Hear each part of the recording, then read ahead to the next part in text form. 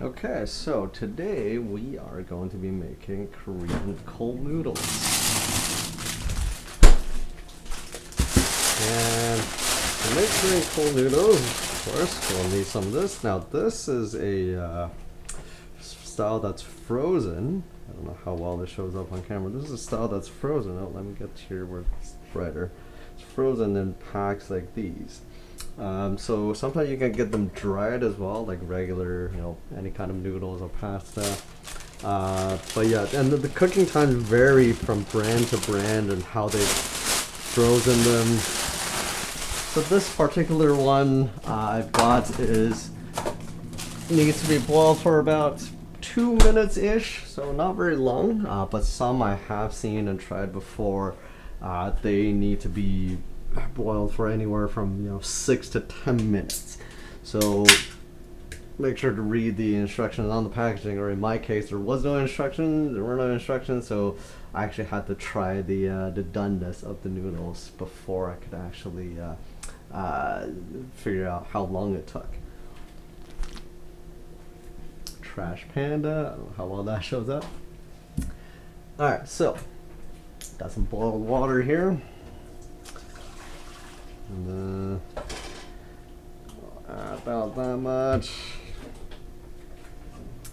Actually, because I do need some left, so let me add a little more. This will just speed up the actual boiling water process in the pot, or in my case, the wok, by a little bit. So I don't have to wait for as long for the water to boil. When you're cooking, it's always nice. It's handy to have boiled water around.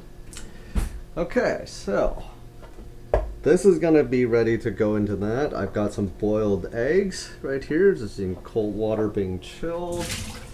Let me replace that water a little bit. Just hard-boiled eggs is fine. Okay, so a couple things we need to do. The most important of all, I'd say, for Korean cold noodles is actually the soup base. Now, this is where I'm kind of cheating a little bit. So normally, by my usual standards, to do this well, I actually make my own beef broth. But because I'm lazy and I don't have enough freezer space, as you can hopefully see here, to actually make the broth and then freeze all of it. So I'm actually starting to try this just very recently. Use the kind of the beef bouillon concentrate, and it's okay. It's got some flavors that I'm not the biggest fan of. But for what this is, this does an okay job. Like, I might try a different brand. This is of course no name brand. The other brand that I saw was Knorr, or is it Nor? I'm pretty sure that's the one brand where the K, it's actually pronounced out loud, Knorr. Yeah, I guess I didn't need that much water. Okay, anyway, so there's a specific purpose to this, because the hot water is going to dissolve this quite easily. Make sure there's no sediments at the bottom. So the reason this is good is that, and then you have to check the ingredients. Like, you want something on the bottle that says actual beef broth or beef extract. You don't want something that says artificial beef flavor, so that's not made from actually boiled beef or bone stock. So now that is all dissolved. So we are gonna do, so because it's cold noodles, so the actual soup needs to be cold. So this is an easy trick. Just gonna fill this bowl up with some cold water, and then we'll come back to this. Now, like any self-respecting, just another bottle. Like any self-respecting Asian, I will not most of the time not drink water straight from the tap. So I'm not actually going to mix the tap cold water into this. And it's also not very cold. It's 20 degrees, give or take, because it's coming from the main line. So what we're going to do is because we have a little bit of pretty hot reconstituted soup base here, I'm going to put that in this bowl of cold water here. What this is going to do is this is going to chill the tiny amount of liquid here we have very quickly, and then we're going to add the chilled water right over here in SodaStream bottle here, and that will make sure we can have a really cold soup base for, you know, in a very short amount of time. Because if you use all hot water to kind of reconstitute this, then it's going to take a while before it cools down. So I'm going to leave that there to cool off, and I'm going to prep the rest of the ingredients. So next thing, you can do this in a lot of ways. There are different ingredients that you can add to it as well. But kind of the key ones that are usually always present, you always have some julienne cucumber, you got some kimchi, and then have some beef slices. Now, I'm not gonna use all of these in one go, so I'll add them in portions, especially for kind of the photo op. But yeah, you absolutely can't crowd the bowl and just toss everything in at the same time. There's nothing wrong with that, especially when you're eating at home. And you know, cooking and eating at home, and even more so when you're by yourself. You know, the presentation and all of that, like, it's kind of secondary. You know, the taste and the actual texture and doneness and all of that, that's kind of the biggest thing. Okay. I'll lay it. Shove them in my mouth. Alright. So that's the cucumber. And then our water is about to come to a boil. Okay. And then we're gonna have some beef slices. I'm using, this is brisket. This is barbecued this a couple weeks ago and then just froze them. But usually the best cut, in my opinion, to actually use this, to use for Korean cold noodles is shank. The shank is well marbled. It's kind of like it's got these veins, or the meat fiber kind of gaps, but in between those gaps it's all kind of like tendon like connective tissues. So once you boil a piece of that in, you know, various seasonings and sauces for a long time, like it's a very like it's tender, it's easy to bite into, but it also doesn't fall apart, and it's not dry because it does have, again, the connective tissue to help it to you know, melt away in your mouth a little bit. All right, so now the water is boiled and we are gonna get ready to toss in the noodles.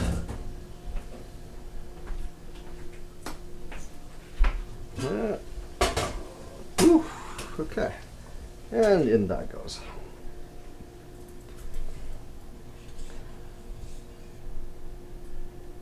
Yeah, just gonna make sure all the strands of noodles come off. Oh, you might not be able to see it. Hope it's not blocked by the hood fan, or at least it's in the correct, good enough of an angle for you to see.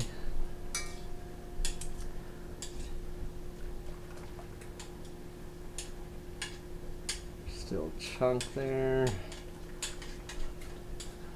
Okay, so I got my eyes on clock. Right now this is 7:25. Okay, fully broken apart. Okay, now the trick with these is you do not want to leave them alone. You need to constantly stir them because these things will stick to the bottom of the pot very easily. I'm trying to duck down a bit so you can see. Make sure you're constantly stirring them.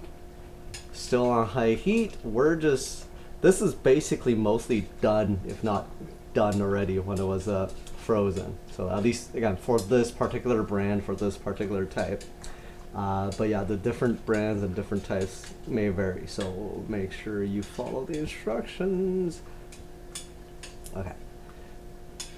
And with this, how do you tell it's done? You look at the, well, first, it's all soft and swiggly, and usually you want to look to the middle of it, and sometimes you can take a bite. If there's no hard, dry core at the middle, then you're good. Okay, so this is good. We're at about 2 minutes, and we're gonna strain this, and dump it into some cold water. Give it a good rinse.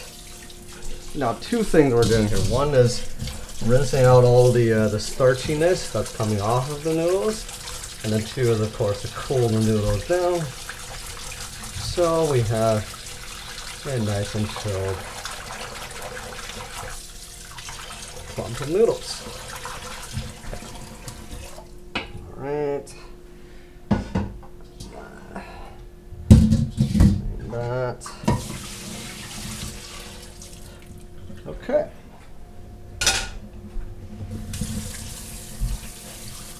Give that another wash. Is it cold?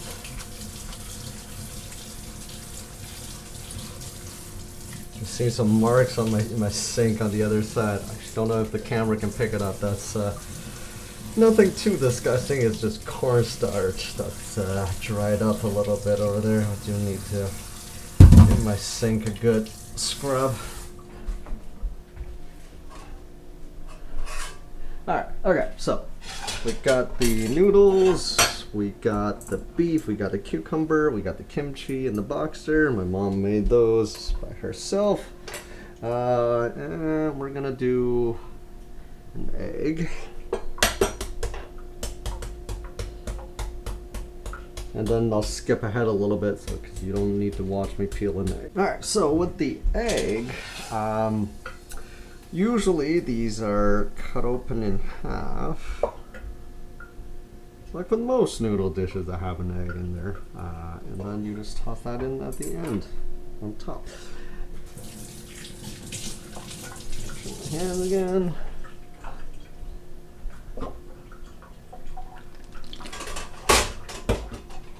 Alright, now let's get back to the star of the show. Actually, should I move the bowl over here? Let me do that. Let me do that. The star of the show is our soup. At least to me, because that's always something that I just absolutely love. It is the soup. Okay, so we are going to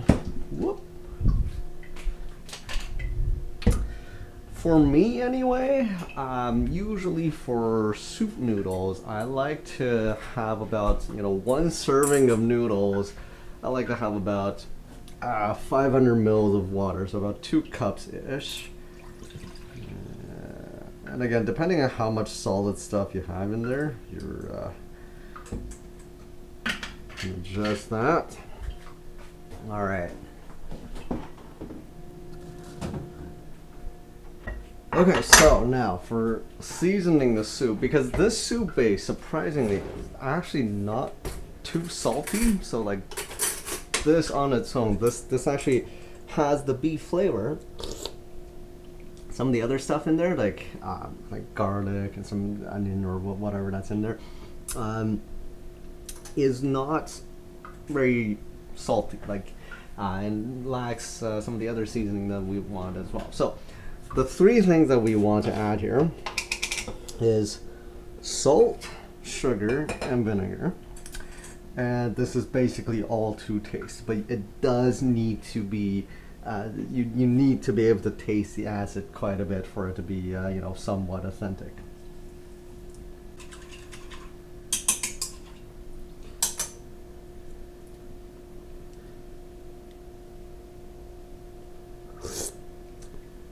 Okay, now that is good. That is good. So how do you tell is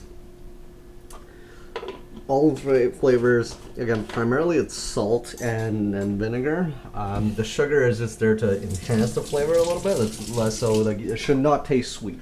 It's salty and acidic.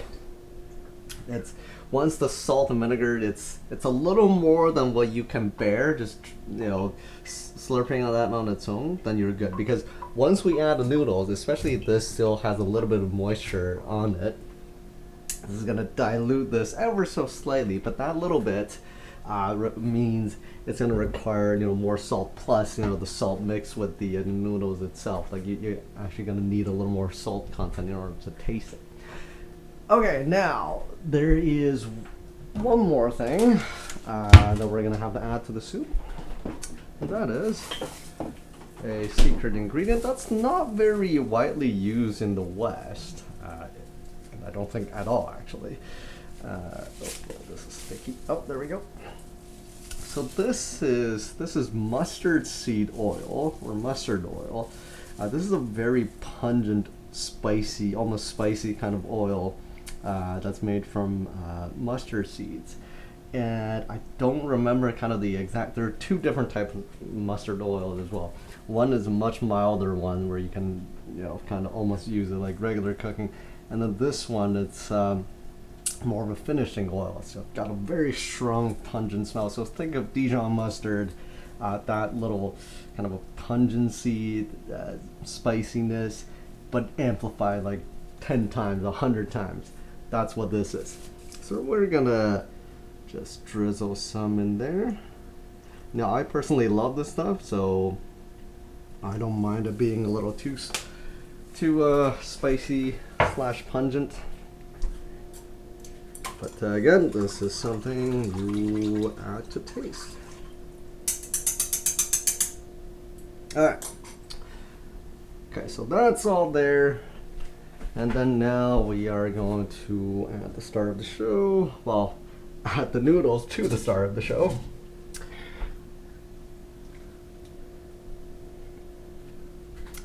Okay, in they go. And then plating wise, this is actually very easy. Just plop in the egg. Again, I'm not adding all of this, but I'm gonna eat all of this into the same meal. So I'm gonna add them kind of piecemeal. But yeah, for the photo op, you don't have to add all of it, or at least I'm not going to. Spread it out a little bit.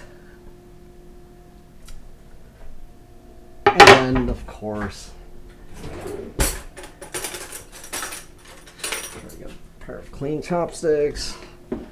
Kimchi, I have a lot more. This is just one cabbage that got cut up. And again, I'm gonna add more of this as I eat this tonight. All right.